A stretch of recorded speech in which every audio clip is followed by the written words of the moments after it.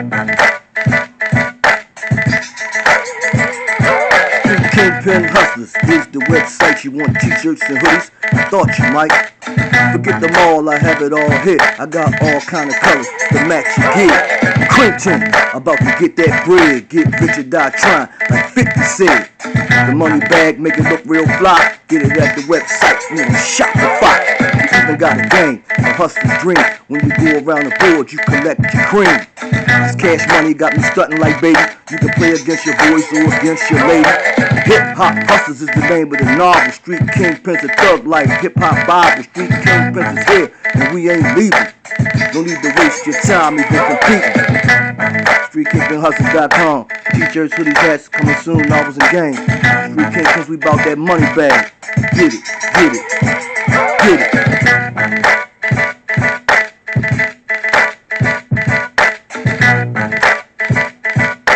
Welcome to Street Kingpin Stories. This show is about Street Kingpin Lorenzo Fat Cat Nichols. Lorenzo Nichols was born December 25th, 1958 in Birmingham, Alabama, and raised by his grandmother until he was 10. Then he went to live with his mother, Louise Coleman, in Queens, New York. Fat Cat dropped out of school after the 9th grade. He jumped off the porch and started hanging with the thugs, the Seven Crowns Street Gang. At 13 years old, he got bagged, and in 1976, he got arrested again. Later, when he was 18 years old, he got bagged for 2 armed robberies and got convicted and sentenced to 18 years in prison. During that bid, that's when he met Howard Papy Mason. They hit it off. They both had hands and liked fighting. They became close friends. Fat Cat ended up doing 2.5 years. So in 1980, he was granted parole. Fat Cat decided he could make a lot of money selling drugs. He wanted to be major paid, even though the game is sharper than a razor blade. He had an Italian mafia connection, and at that time, they controlled most of the drug trade on the East Coast, so he was plugged in. He immediately began to establish a network of drug dealers to hustle on the streets. Some of Fat Cat's crew was Brian Glaze Gibbs and Joseph Mike Bones Rogers. He put his family on, his mother and 2 of his sisters. He controlled the housing projects in southeast Queens. His dealers worked 15-hour shifts. Fat Cat's sister, Viola Nichols' job was to process the cocaine into crack. She was paid $3,500 a week to cook 250 grams of cocaine and 10,000 vials of crack. She developed the drug habit. She started sucking on that glass D. Fat Cat's most lucrative spot was on 150th Street in Jamaica, Queens. Fat Cat's headquarters was Big Mac's Delis, a business he and his wife took over from her father. By late 1983 to 1984, Lorenzo Fat Cat Nichols was one of the most biggest street kingpins in New York City. Then, in 1985, Howard Papy Mason gets released from prison. He come home and meet with Fat Cat in Queens. Fat Cat makes him head of security for Fat Cat and his organization. Papy was the baddest man on the block. He was a legend in his own time. He had stood tall, 10 toes down. His name rang out.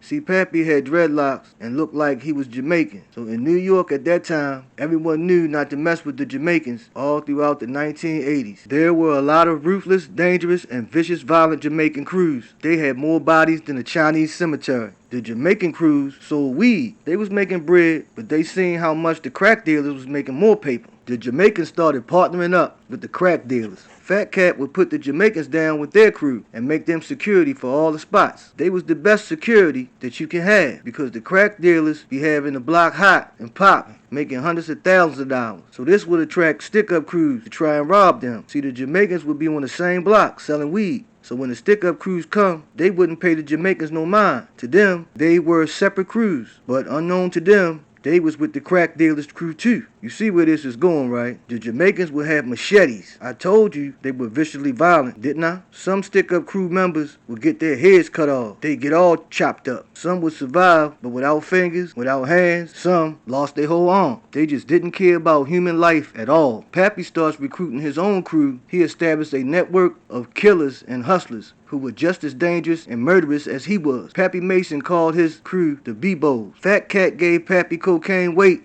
on consignment. So Howard Papy Mason had his own little operation. He inspired Jay-Z and 50 Cent to include his name in their rap lyrics. Fat Cat's name has been said in several Nas songs. Irv Gotti says Fat Cat and Papy was the legends of the Southeast Queens hustlers. But July 29, 1985, the feds raided his mother's house. They found weapons and drugs. Fat Cat was there, so he got arrested. At his bail hearing, they set the bail at $75,000. He posted bail and was released, but Fat Cat's parole officer, Brian Rooney, violated his parole. Fat Cat was mad as hell at his P.O. He felt like he didn't have to violate his parole. He didn't have no drugs on him. He was just visiting his mother's house, and what they found was not his. So Fat Cat told Papy and the Bobos to put hands on him. October 10th, 1985, parole officer Brian Rooney was shot and killed. Later, Papy and a member of the Bobos, Perry Bellamy, got bagged and charged for the murder. Immediately, Perry Bellamy started snitching to the 12. He told them Fat Cat and Papy set it all up. Man, it keeps getting worse and worse. When it rains, it pours. Then, this happens in 1987. In Long Island, Fat Cat's wife got kidnapped in broad daylight. She gets blindfolded, put into a van, and taken to an abandoned building in Brooklyn. They wanted 10 bricks and money. When Fat Cat found out, he wanted to get the kidnappers jewelry and cars. He refused to give them any money or drugs. The kidnappers wasn't trying to hear that. They set the ransom for $77,000. I wonder why they said that amount. $77,000. Why not say a nice $100,000? That's what I would have said. Anyway, Fat Cat's wife's parents came up with the money, but they called the 12. They were there at the money drop. On May 24th, 1987, Fat Cat's wife was released. Later, police arrested Kelvin Dove, a.k.a.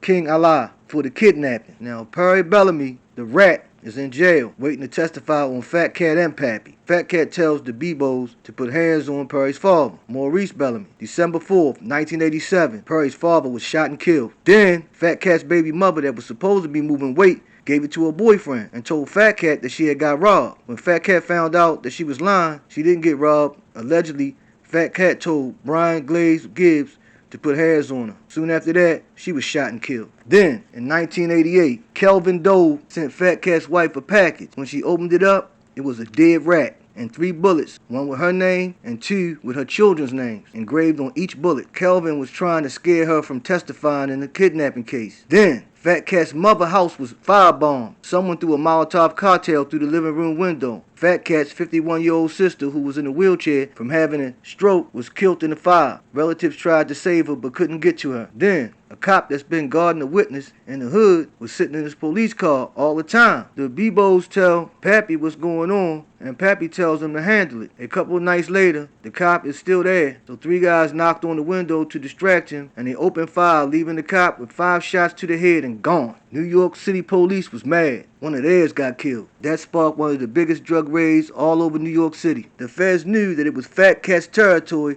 that the cop was in, so the feds started tapping the phones of the people that Fat Cat and Papy was calling from jail. Fat Cat called his sister Viola the most. Now listen to this. The feds recorded her saying this. Every time and everyone she talked to on the phone, at the beginning of the conversation, the first thing she say is, "Don't say nothing about nothing. I think my phone is tapped." So everyone on the phone would say, "Okay, cool." Then she would start talking about everything. Talking about business. Big Mouth told names, where the drugs was going, how much money they was getting. The feds recorded all of it. She was running her big mouth so much, she would be on the phone and hear a knock at the door, put the phone down, open the door and let the person in. Then start talking real loud to the person and talk about business. She must be still sucking on that glass D. She talked so much on the phone, she gave away Fat Cat's whole drug operation. See, the feds was recording to hear about the murder of the cop and the P.O. officer. But thanks to Viola's big mouth, the feds got a conspiracy kingpin case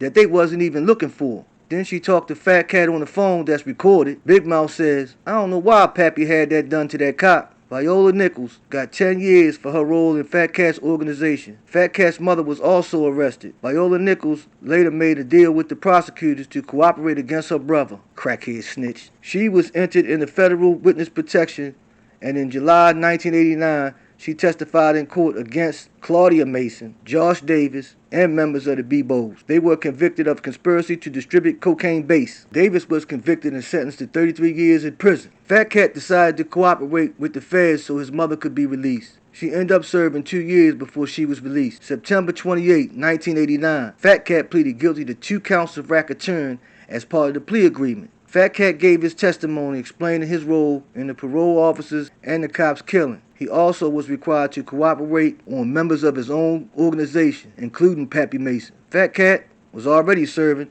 a 25 to life bid for drug convictions in state court. Papy Mason got life in prison for the cop, and the guys who actually shot the cop got life in prison too. In 1992, Fat Cat pleaded guilty to ordering parole officer Rooney's murder, and he received 25 years to life again. He was also serving 40 years in connection with a federal racketeering, murder, and drug conviction. Fat Cat's organization, at its peak, generated $20 million annually in drug sales. After all of this, I thought it was over. Nope. From a 2-year criminal investigation named Roadrunner, it exposed Fat Cat and convicted Detroit drug trafficker Richard White Boy Rick Walshy of involvement in an auto theft ring, which sold over 250 Florida vehicles to 14 other states from 1999 to 2005, grossing $8 million.